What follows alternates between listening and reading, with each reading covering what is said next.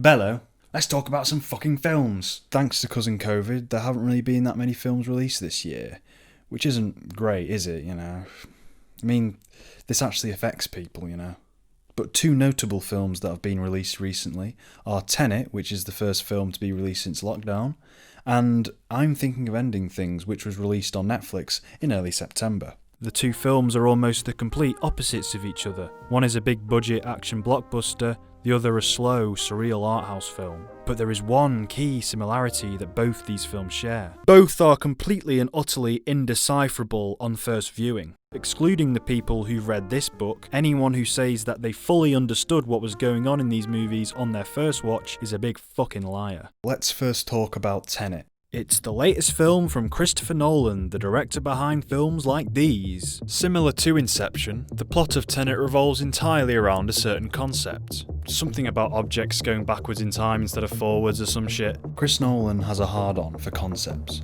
He also has a hard-on for excellent action set pieces involving as little amount of special effects as he can pull off. The result is we get these badass sequences where real trains are crashing into real cars, real trucks are doing real flips in the fucking air, Michael Caine is playing the character of real Michael Caine, real hospitals are getting blown up.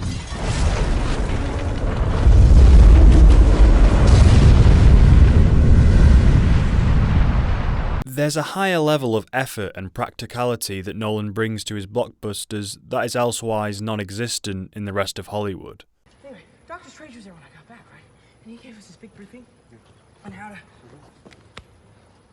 That's actually a real hug they're doing there. I respect this guy a lot. I like The Dark Knight. I like Inception.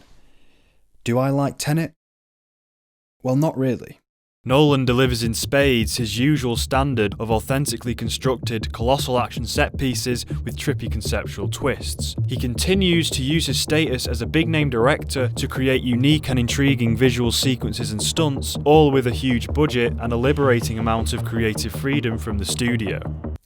But despite all this cool, crazy action, he forgot to make it fun.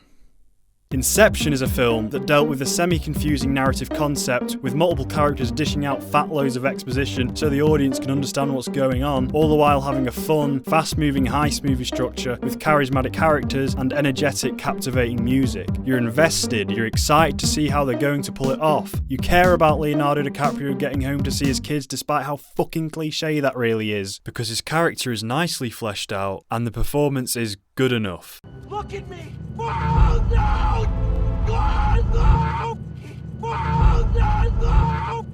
Oh, Jesus Christ!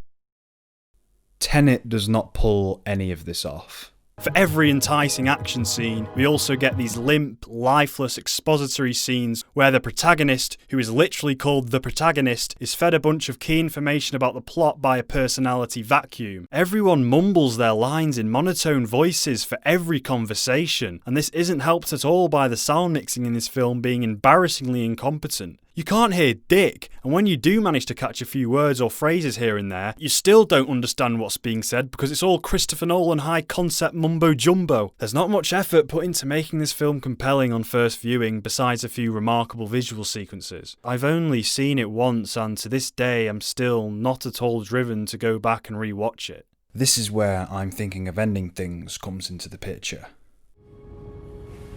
I'm thinking of ending things. Huh?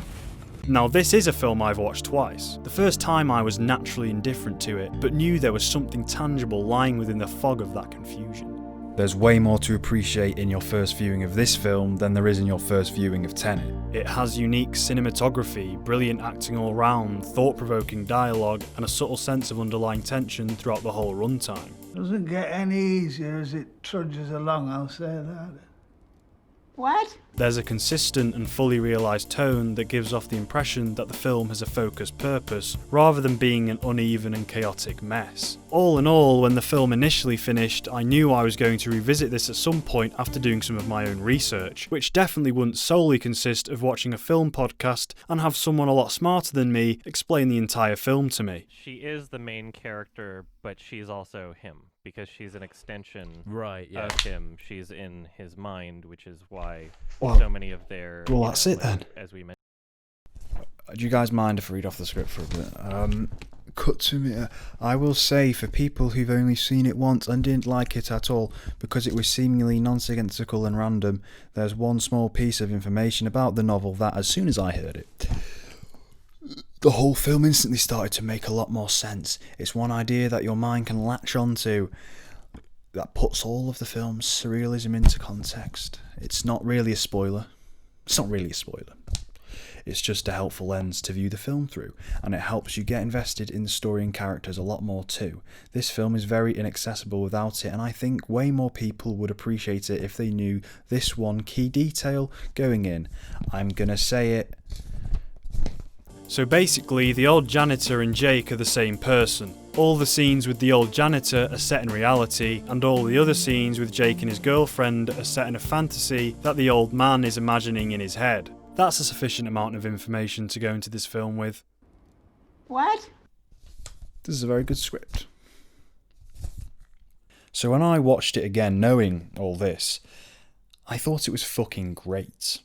I picked up on so many subtle details in the structure, the dialogue, the editing and the cinematography. I had a pretty good time focusing in on key ideas presented in the film and seeing them subtly reincorporated into later scenes. The free-flowing cognitive rhythm of the film that was initially headache-inducing on first watch became satisfyingly hypnotic the second time round. Strange moments and bits of dialogue that seemed disjointed and incoherent took on profound meaning, and I was able to fully connect with the story emotionally. There are no unnecessary scenes, they all stream towards the central themes and ideas of the story. It all links together beautifully, and it's clear to me now that this is a great film. It's perfectly executed, it's intelligent, it's emotional, it's fairly profound.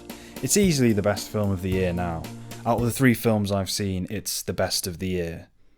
These two films are going for very different things, but where they are similar is they both challenge the audience to piece the story together for themselves in order to get more out of the experience. They present themselves as puzzles for the viewer to solve. Where they differ is I'm Thinking of Ending Things has a substance lying at the heart of that puzzle, whereas I feel Tenet has only that surface level confusion and nothing beyond. Yes, you could figure the whole thing out, what happened when, who did this, who initiated what. Who killed Captain Alex? Who? But why should I bother when I've no initial investment in the world or characters? The characters in I'm Thinking of Ending Things are full of personality. The performances are nuanced and specific. The performances in this film make me feel faint and malnourished. John David Washington is severely understated. Robert Pattinson is okay, I guess, but out of all the performances in his recent career renaissance, it's without a doubt the weakest. All the mystique of Tenet is 100% logistical and revolves around characters I don't care about. The mystique of I'm Thinking of Ending Things is introspective and philosophical. It can leave a strong impression on you emotionally when you start to realise what the film is about. The disorientation of I'm Thinking of Ending Things is purposeful and intelligent, whereas Tenet's is just choppy storytelling. I know I've watched this one twice and Tenet only once, but it's because I know there's not much else to gain from a second watch. The issues I had with the film the first time round will not be rectified by me untangling the convoluted plot. Like Inception, it's a dumb action film that's playing around with a unique concept. There's no underlying meaning to be found. Tenet doesn't know what it wants to be. Is it trying to be an over-the-top, tongue-in-cheek action film? And how come the characters are emotionless and flat? Is it trying to be a serious, stark, mind-bending movie where the ideas come before the characters? Then how come in certain areas it attempts to shove the usual ham-fisted cliché emotions down our throats? The main character is a perfect personification of this contradiction. At times it comes across like he's supposed to be this charming, Bond-like protagonist who the audience is supposed to connect with, but at other times it feels as if he's supposed to have this stoic, stonewall intensity, and unfortunately neither side is developed enough to have the intended effect, so we're left with this wavering, half-baked persona, because Christopher Nolan can't make up his mind on what sort of character this is supposed to be. I mean, come on man, make your fucking choice! Charlie Kaufman, the writer-director of I'm Thinking of Ending Things, had a precise vision of what sort of atmosphere his film would have. There's an immense attention to detail in this film, whereas Tenet is a murky, vague mess. Inception came out a decade ago, and it's quite disappointing that after all this time, Nolan delivers what is essentially a deeply inferior version of that film. Ultimately, these two films each have their own separate goals, but one achieves theirs with an eye on adequacy that is sorely contrasted by the other's conflicting turmoil. So there we have it, definitive objective proof that this film is better than this film. I proved it with nothing but facts and logic. There is only one right answer. This is better than this. For this to be better than this, it's an impossible thing. One day I might rewatch Tenet and have a better experience, but that won't be any time in the near future because there's better films to see. So if you haven't already, go give I'm Thinking of Ending Things a try. It's right there on Netflix, so you don't have to risk getting infected just to watch it. But you do have to go on Netflix, and I know for some people that's its own harrowing experience with all the auto-playing ads and whatever this is.